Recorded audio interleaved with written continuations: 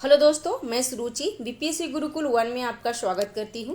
तो आज हम देखेंगे विजन आईएएस का जो क्विक रिवीजन मॉड्यूल है उसके बारे में, और यूपीएससी प्रीलिम्स 2024 के लिए इम्पोर्टेंट है। आधुनिक भारत का इतिहास के आरंभिक राजनीतिक संगठन के बारे में किया गया है, और भारतीय राष्ट्रीय कांग्रेस से पहले की राजनीतिक संगठन के बारे में आज हम पढ़ेंगे।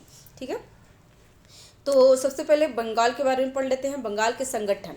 ठीक है, चैनल पर नए हैं तो चैनल को सब्सक्राइब कीजिए, लाइक कीजिए, शेयर कीजिए। अगर कोई त्रुटि रह जाती है या आप मुझे कोई सजेशन देना चाहते हैं तो कमेंट बॉक्स पे आप दे सकते हैं। तो बंगाल के संगठन के बारे में पढ़ते हैं। बंग भाषा प्रकाशिका सभा कब स्थापना वर्ष कब है? तो 1836 में। और किसने किया था? तो राजा राम मोहन राय ने। ठीक है, जमींदारी संघ लैंड होल्डर सोसाइटी 1838 में द्वारकानाथ टैगोर द्वारा किया गया था। बंगाल ब्रिटिश इंडिया सोसाइटी की स्थापना कब हुई थी? तो 1843 में जॉर्ज थॉम्पसन ने किया था। ब्रिटिश इंडियन एसोसिएशन 1851 में लैंड होल्डर सोसाइटी और बंगाल ब्रिटिश इंडियन एसोसिएशन की विलय करके। और ये एग्जाम में ये वाला ज़्यादा पूछता है कि ब्रिटिश इंडिया सोसाइटी एसोसिएशन की स्थापना कब हुई थी? तो 1851 में। और किसने किया था? Indian association east Indian association की स्थापना कब हुई थी? 1866 में। और किसने किए थे? तो दादा भाई नौरोजी ने। इंडियन लीग की स्थापना 1875 में शिशिर कुमार घोष के द्वारा किया गया था। इंडियन एसोसिएशन ऑफ कलकत्ता की स्थापना कब हुई थी? तो 1876 में सुरेंद्र नाथ बनर्जी और आनंद मोहन बोस ने किए थे। अब बॉम्बे संगठन के बारे में पढ़ लेते हैं। तो बॉम्बे एसोसिएशन की स्थापना कब हुई थी? तो 1852 में। और किसके तर्ज पे की गई थी? तो British India association of Calcutta के तर्ज पे की गई थी, क्योंकि इसकी स्थापना 1851 में की गई थी। ठीक है, पूना सार्वजनिक सभा की स्थापना कब हुई थी? तो 1867 में। और किसके द्वारा? तो महादेव गोविंद रनाडे द्वारा। बॉम्बे प्रेसिडेंसी एसोसिएशन की स्थापना 1885 में। और किसने किया था? तो बहादुरीन तैयब जी, फिरोज शाह मेहता और केटी तेलंग। और एग्जाम में आपको इसके बारे में पूछता है कि बॉम्बे प्रेसिडेंसी एसोसिएशन की स्थापना किसके द्वारा की गई थी, और 4 ऑप्शन रहेगा इसमें। किसने नहीं किया तो उसके बारे में दिया गया, और किसने किया? तो बहादुरीन तैयब जी, फिरोज शाह मेहता और केटी तेलंग में। मद्रास के संगठन के बारे में पढ़ लेते हैं। मद्रास नेटिव एसोसिएशन की स्थापना कब हुई है? तो 1852 में। और ये भी इंडियन एसोसिएशन ऑफ कलकत्ता के एक शाखा थी। और मद्रास महाजन सभा 1884 में। और किसने किया था? तो एम वीर राघवाचार्य, बी सुब्रमण्य अय्यर और पी आनंद चार्लू के द्वारा। ठीक है, नेक्स्ट भारतीय राष्ट्रीय कांग्रेस का गठन आईएनसी का गठन के बारे में किया गया है, बताया गया है। तो देख लेते हैं।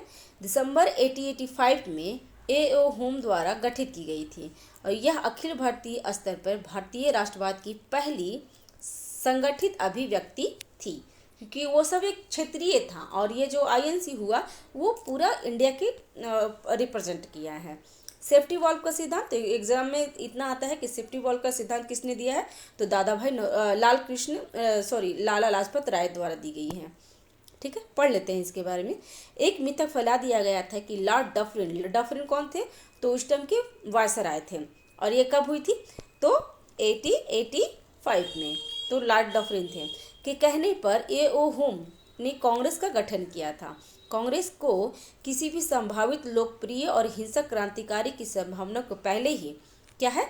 तो समाप्त करना था। इसके साथ ही जनता की दबी हुई भावनाओं एवं उद्गारों को बाहर निकालने के लिए सुरक्षा वॉल्व के रूप में कार्य करना था। और एग्जाम में पूछता है कि सेफ्टी वॉल्व के सिद्धांत में किसका विश्वास था? तो लाला लाजपत राय का। हालांकि इस सिद्धांत का समर्थन करने के लिए बहुत कम ऐतिहासिक तथ्य उपलब्ध हैं। ठीक है, अब पढ़ लेते हैं कांग्रेस का आरंभिक चरण क्या क्या थे। तो एक धर्मनिरपेक्ष और लोकतांत्रिक राष्ट्रवाद की आंदोलन की नींव रखना, और दूसरा थे अखिल भारतीय नेतृत्व समूह का गठन करना। ठीक है, और राष्ट्रवादियों का आरंभिक उद्देश्य था, उसमें 4 ऑप्शन था कि लोगों का राजनीतिकरण करना और उन्हें राजनीतिक रूप में शिक्षित करना, उपनिवेशवाद विरोधी राष्ट्रवादी विचारधारा का विकास और प्रचार प्रसार करना। ठीक है, अब राजनीतिक कार्य पद्धति क्या क्या थे वो देख लेते हैं। कानून के दायरे में रहकर संवैधानिक आंदोलन। क्या है संवैधानिक आंदोलन? भारत की स्थितियों से अंग्रेजों को परिचित कराना था। प्रारंभिक राष्ट्रवादियों ने निम्नलिखित कदम उठाए। क्या क्या थे? चेतना और राष्ट्रीय भावना को जगाने व आम राजनीतिक सवालों पर लोगों को जागरूक एवं एकजुट करने के प्रयास किए। भारत में सुधारों को लागू करने के लिए ब्रिटिश सरकार और ब्रिटिश जनता की राय को अपने पक्ष में करने का प्रयत्न किया है। नेक्स्ट, उदारवादी राष्ट्रवादियों का योगदान क्या क्या थे? तो उदारवादी किसे बोलते थे? जो नरमपंथी थे उनको उदारवादी बोला जाता था। ब्रिटिश उपनिवेशवाद की आर्थिक आलोचना करना था। इसमें देख लेते हैं, दादा भाई नौरोजी, R.C. दत्त व दिनसा वाचा ने ब्रिटिश द्वारा भारत को शोषण की व्याख्या करने के लिए धन की निकासी का सिद्धांत प्रस्तुत किया था। तो सबसे पहले ये जो क्वेश्चन आता है ना कि धन की निकासी के बारे में किसने सिद्धांत दिया है, तो सबसे ज़्यादा दादा भाई नौरोजी ही आता है, लेकिन ऑप्शन में आपको R.C. दत्त और दिनसा वाचा के बारे में भी पूछ सकता है। तो आप ये भी ध्यान रखेंगे कि धन की निकासी के सिद्धांत का में योगदान किसका किसका था? तो दादा भाई नौरोजी, R.C. दत्त और दिनसा वाचा। ठीक है। और उन्होंने एक आत्मनिर्भर अर्थव्यवस्था से एक औपनिवेशिक अर्थव्यवस्था के रूप में भारत के रूपांतरण का पर प्रकाश डाला गया था। भारतीय परिषद अधिनियम 1861 द्वारा गठित इंपीरियल लेजिस्लेटिव काउंसिल एक प्रतिनिधि निकाय के रूप में एक शक्तिहीन निकाय थी। ठीक है। संवैधानिक सुधार तथा विधायिका में प्रचार प्रसार के बारे में है, तो पढ़ लेते हैं आगे। वर्ष 1885 से 1892 के बीच राष्ट्रवादियों ने निम्नलिखित मांगे की। क्या क्या मांग था? तो उसमें था एक, अधिक भारतीय सदस्यों को शामिल करते हुए परिषद का विस्तार करना, और सेकंड था परिषद को आर्थिक शक्तियों के रूप में वित्तीय शक्ति देना। इन मांगों को भारतीय परिषद अधिनियम 1892 में पूरा भी किया गया। ठीक है। नेक्स्ट, प्रशासनिक सुधारों के लिए अभियान। धन की निकासी को रोकने के लिए सरकारी सेवाओं को भारतीयकरण करने की मांग की गई। न्यायपालिका का कार्यपालिका से पृथक करना तथा लोक कल्याण, शिक्षा और कृषि पर व्यय में वृद्धि करने का आह्वान किया गया था, और आक्रामक विदेशी नीति को आलोचना की गई थी। अब नागरिक अधिकारों की रक्षा, इसमें भाषा, विचार, संगठन और एक स्वतंत्र प्रेस की अधिकार शामिल था। ठीक है। इसने आधुनिक लोकतांत्रिक विचारों के प्रसार में मदद की। ठीक है।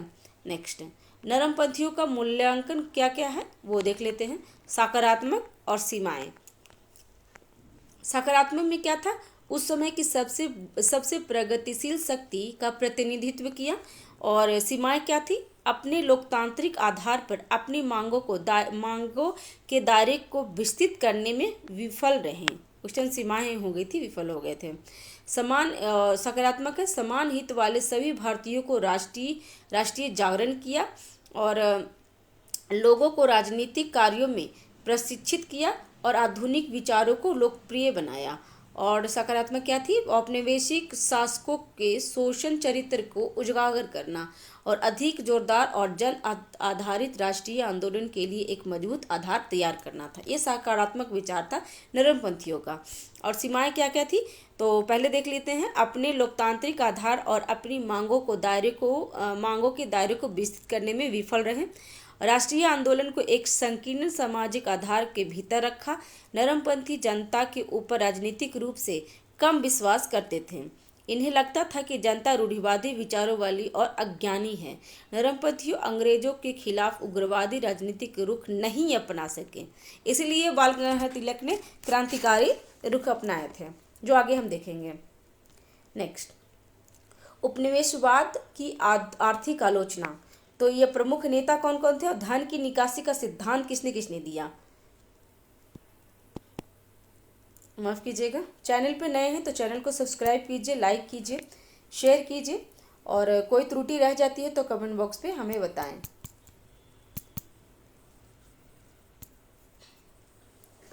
हाँ, देख लेते हैं।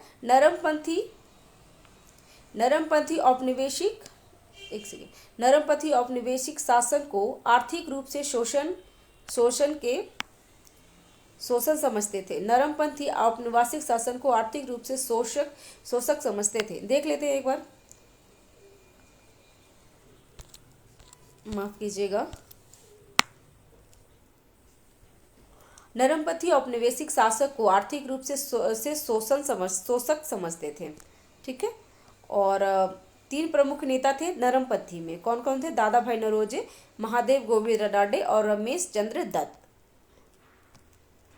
अन्य महत्वपूर्ण नेताओं में जीवी जोशी, जी सुब्रमण्यम अय्यर, जी के गोखले, पृथ्वी चंद्र राय और शामिल थे।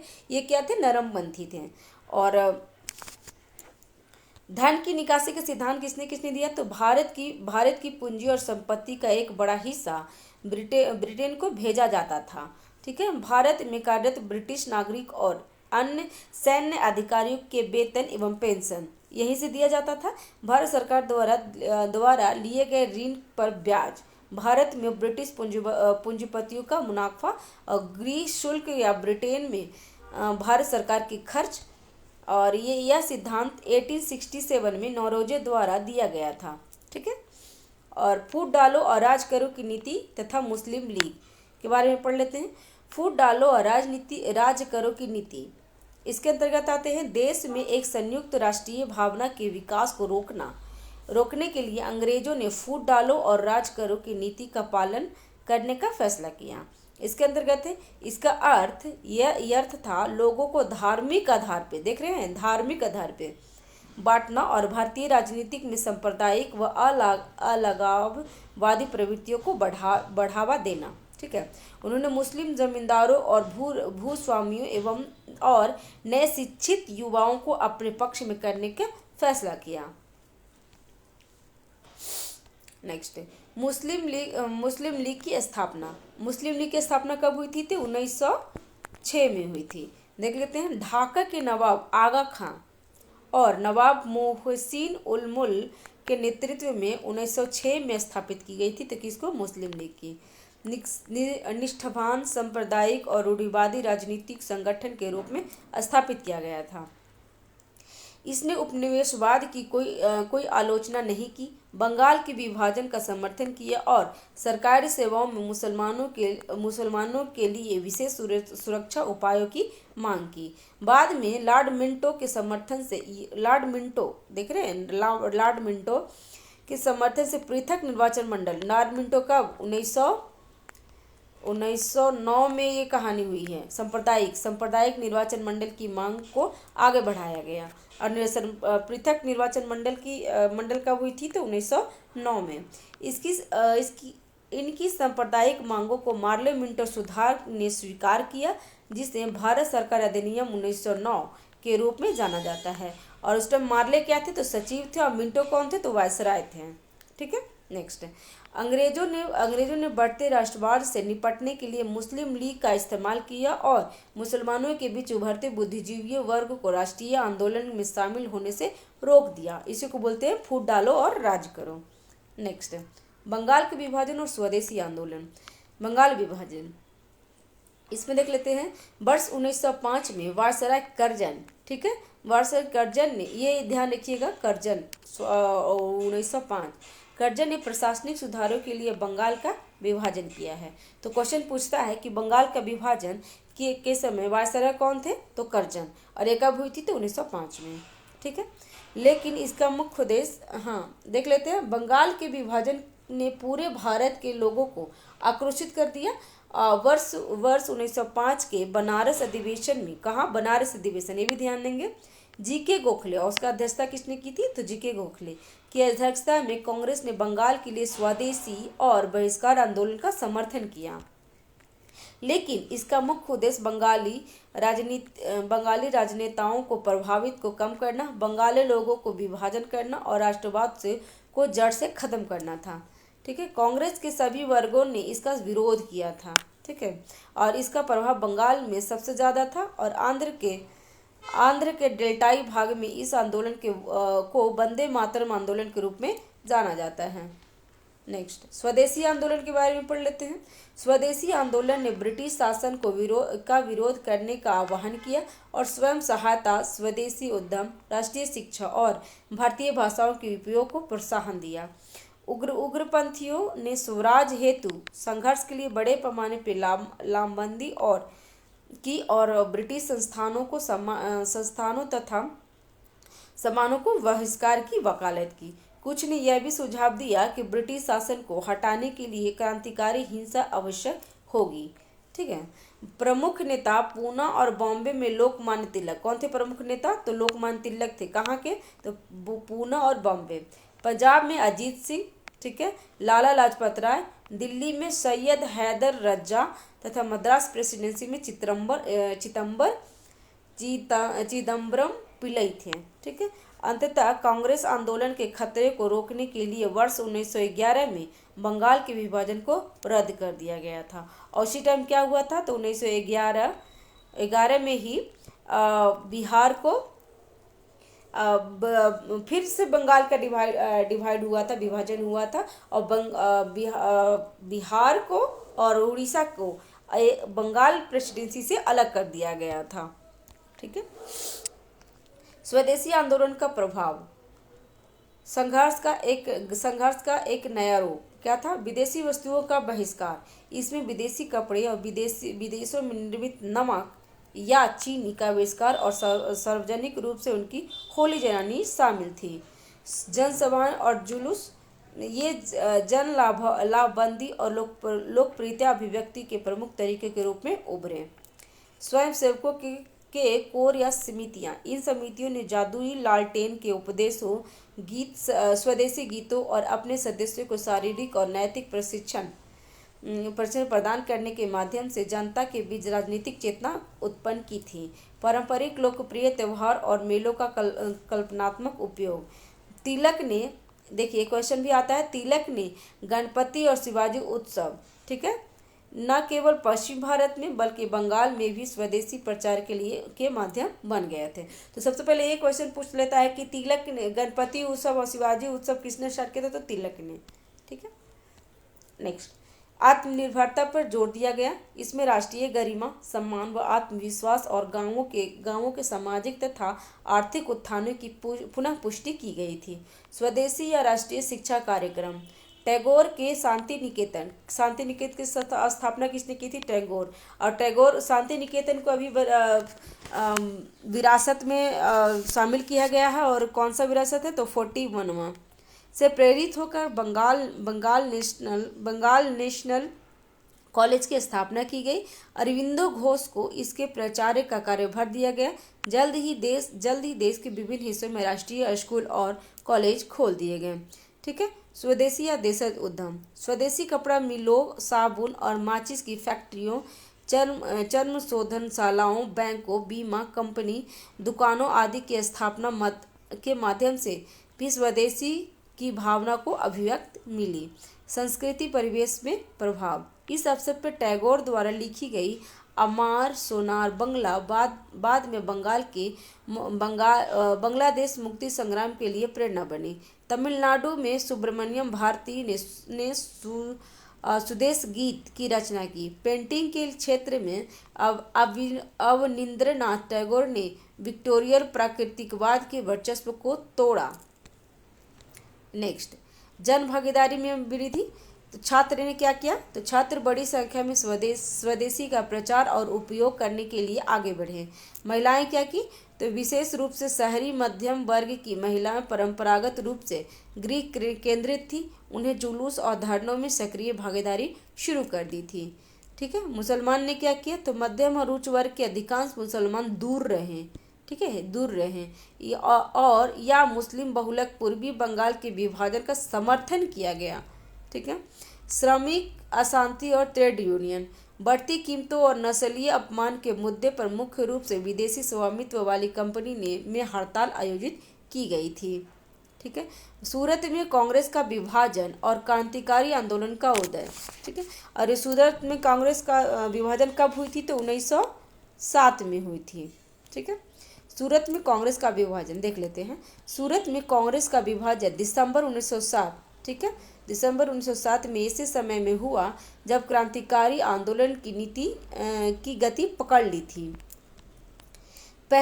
इससे पहले वर्ष 1905 में बनारस अधिवेशन में गर्मपंथी नेता बहिष्कार और स्वदेशी आंदोलन को बंगाल के बाहर के क्षेत्रों में फैलाना चाहते थे, जबकि उदारवादी इसे घोर विरोध करते थे। ठीक है, क्योंकि गर्मपंथी और नरमपंथी में विचार मेल नहीं खाता था, इसीलिए 1907 में ये कांग्रेस का विभाजन हो गया था। वर्ष 1906 में कलकत्ता में, ये भी देखेंगे, कलकत्ता अधिवेशन में कांग्रेस ने नौरोजी की अध्यक्षता में स्वराज या स्वशासन की अंतिम लक्ष्य घोषित कर दिया। ठीक है, गर्मपंथी नेता चाहते थे कि वर्ष 1907 का सत्र नागपुर में हो, कहाँ हो, नागपुर में हो, तथा इसके अध्यक्ष तिलक या लाला लाजपत राय रहें। ठीक है, मेन मुद्दा यही था। साथ ही स्वदेशी बहिष्कार और राष्ट्रीय शिक्षा प्रस्तावों की पुनरावृत्ति हो। नरमपंथी लोग क्या करते थे, तिलक को अध्यक्ष पद के लिए अस्वीकार करते हुए सूरत में इस सत्र को आयोजित करना चाहते थे। वे रास बिहारी घोष, यहाँ पे देखिएगा घोष है ना कि बोस है, ठीक है, घोष, रास बिहारी घोष को अध्यक्ष बनवाना चाहते थे और स्वदेशी बहिष्कार व राष्ट्रीय शिक्षा पर प्रस्ताव को छोड़ने की मांग कर रहे थे। दोनों पक्ष के कड़े रुख के कारण विभाजन अपरिहार्य हो गया। अवसर को भांपते हुए सरकार ने गर्मपंथियों को खिलाफ कड़ी कार्रवाई शुरू कर दी। ठीक है, मुख्य गर्मपंथी नेता तिलक को 6 वर्ष के लिए, एग्जाम में आता है कि तिलक को कितने वर्ष के, बीपीएससी में पूछा हुआ है कि तिलक को कितने वर्ष के लिए जेल भेजा गया था, तो 6 वर्ष के लिए, और कब, तो वो भी पूछता है। ठीक है, तिलक को 6 वर्ष के लिए मांडले जेल कहाँ है, तो ये म्यांमार में, ठीक है, भेज दिया गया। अरविंदो और बिपिन चंद्र पाल, जो गर्म दल के नेता थे, ने सक्रिय राजनीति से संन्यास ले लिया तथा लाला लाजपत राय विदेश चले गए, तो गर्मपंथी खत्म हो गए। ठीक है, इस प्रकार आंदोलन ने वर्ष 1908 से 1914 के बीच एक शांति चरण में प्रवेश कर गया। तिलक ने वर्ष 1914 से जेल से रिहा होने के पश्चात उन्हें पुनर्जीवित किया था। ठीक है,